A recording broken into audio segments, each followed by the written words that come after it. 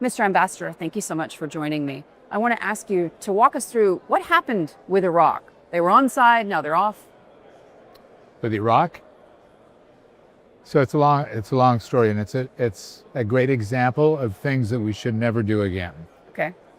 So if you think about just where we are, $3 trillion or so invested, 20-year disastrous history, few 100,000 lives lost, and we left with nothing.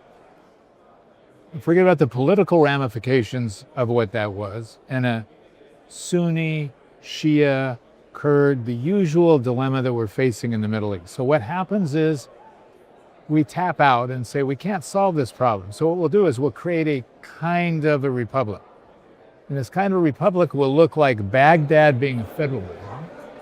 But we have the Kurds on the other side, which is where the oil is, and they don't want to be part of this federalism. So we'll create another kind of Kurdish autonomous state, right? We did the same thing in Syria.